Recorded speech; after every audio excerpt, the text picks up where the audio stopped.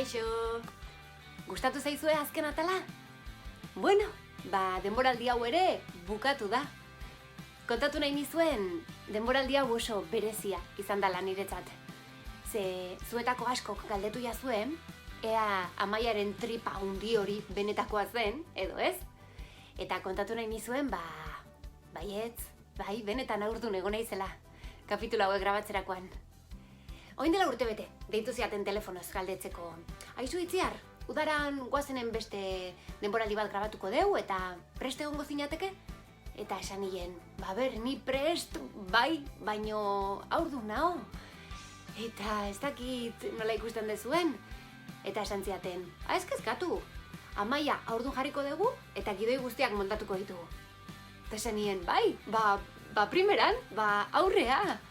Eta ilusio handia egiten zian, egia esan, ze tamalez olako gauzak ez dira oso ohikoak izaten. Eta gidoiak iritsi zitzaizkian, eta ikusi nun, Amaiaren umetxoa, neska zala, ez? Horrela jarri zutela gidoilariek, eta nik komentatu nien, nik benetan mutiko bat izango dut. Eta esan ziaten, aldatu egingo dugu hori ere bai? Orduan hori ere aldatu egin zan.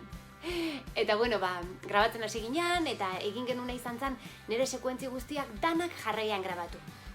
Altzan azkarrena, ze nine hon ja, ia erditzeko, orduan dana jarraian grabatu genitun, eta azkenengo atala grabatu zen egunean, hortik 2 astetara erditzera joan nintzen. Eta ekipoak grabatzen jarraitu zuen bitartean. Baina baizparen eriak egin behartzean, bestela igual, ikusi dugun bezala gertatzea zeukan benetan, ez?